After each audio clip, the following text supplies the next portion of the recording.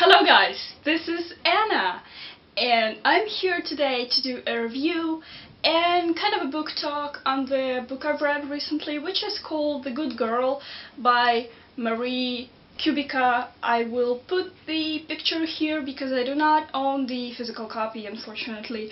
I would love to very much after I've read this book, because I'm pretty sure I will reread it at some point. I'm sorry if it's too bright because outside it's very sunny, finally. So, talking about the book, I gave it 4 out of 5 stars. This was my first kidnapping book and I really enjoyed it.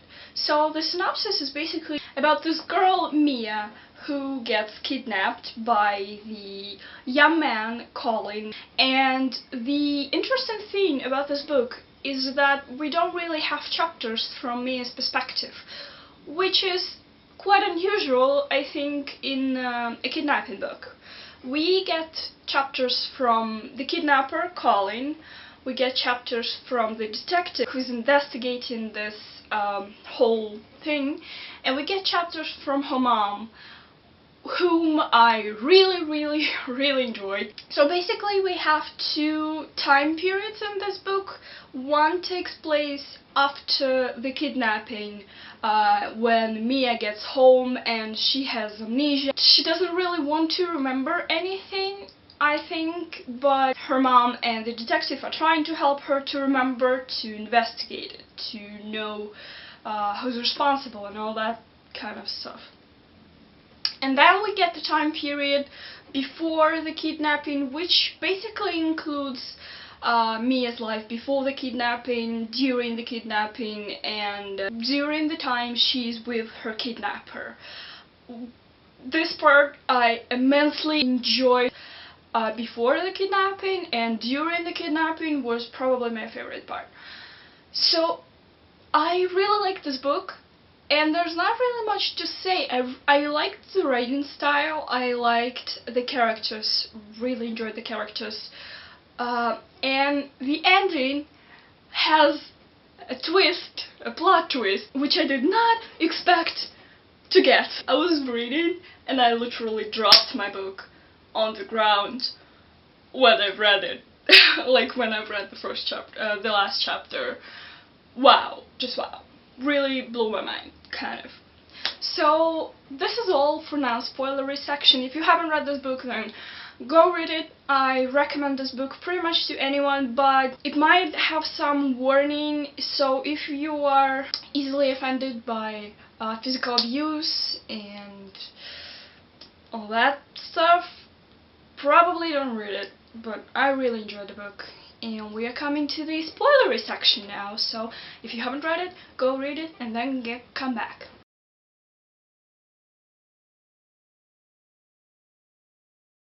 So, if you've read this book, which you probably have since you're in this spoilery section, I won't be explaining any of the characters because you all know them and you don't really want to listen to me explaining who's who. I'm basically gonna start with the main protagonist herself. We don't get to see much of her thoughts, but we see her from different perspectives.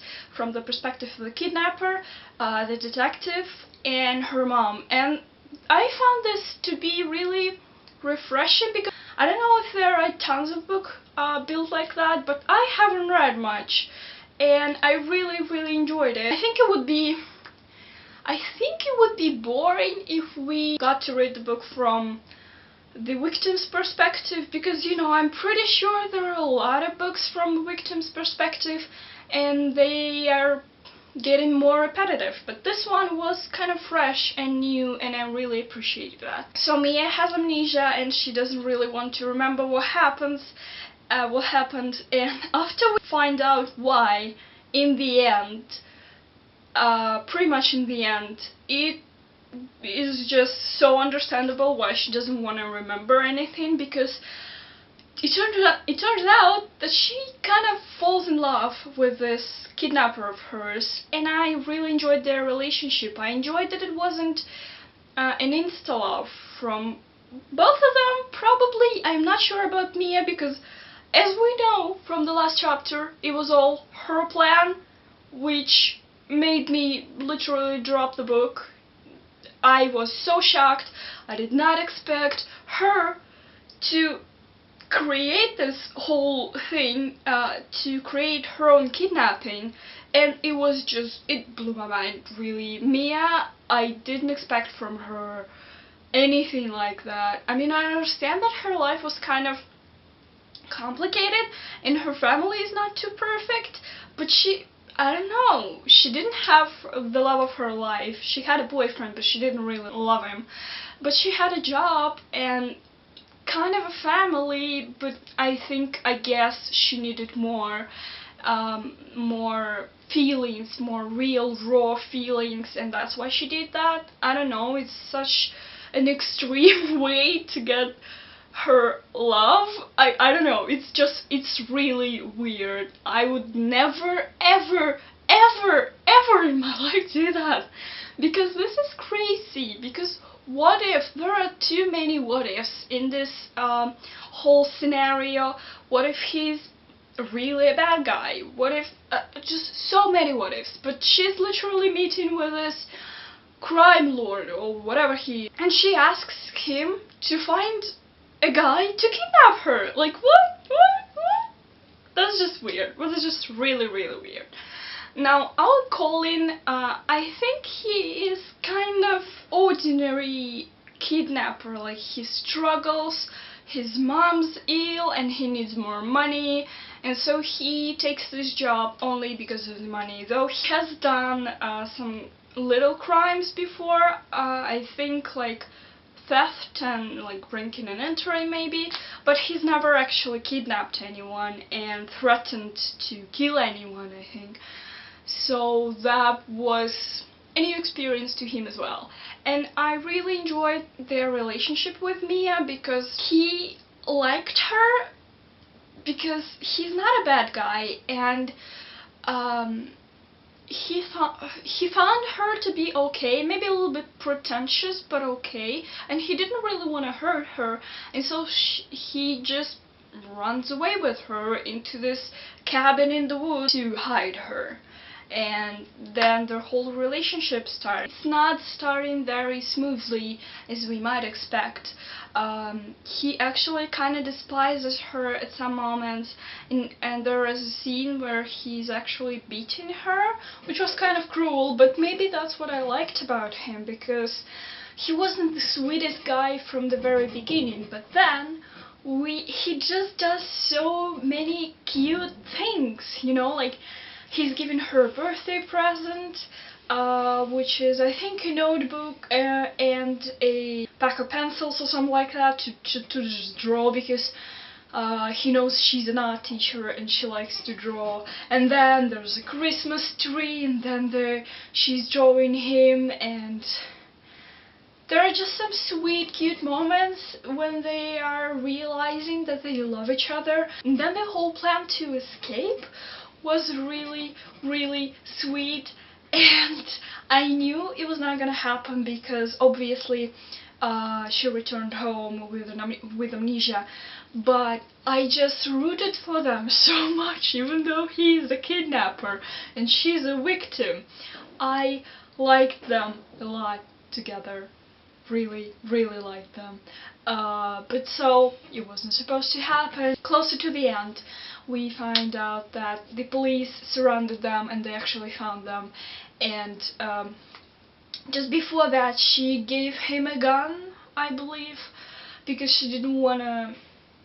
I don't remember why she gave him the gun, but she gave him the gun and the police came in, and so they basically killed him. And she was so devastated, because she really, really, really fell in love with him, and she was just so sad and devastated that she just lost her memories because of that trauma. And I really pitied her, because I just think that was really, really sad.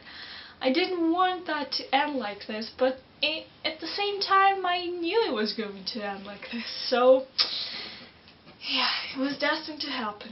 Coming to the detective and her mom, I really enjoyed their relationship from the start. I enjoyed that the detective was very supportive and he helped her a lot. He never gave up the investigation because he wanted to bring Mia home to his mother, who, as we slowly find out, she wasn't probably the perfect mother from the very beginning, but she started to regret it after her daughter got kidnapped. And I think after the kidnapping, she's so much more of a mother than she has ever been. And I really appreciated that, and I really enjoyed her.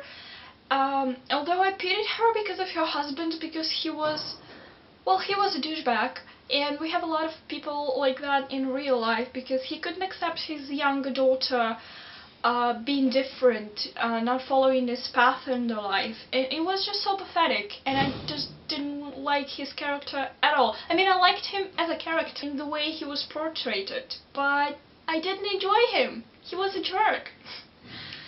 So yeah, her mom and Mia, they just moved out of their big house, and then I think the detective went there to visit them very often, and they just really bonded together, I believe.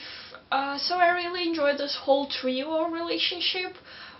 I don't remember if it was clearly said that he stayed with him. I think it wasn't, but I just hope he did, because he's such a great man, and Mia's mom just needs a man like this.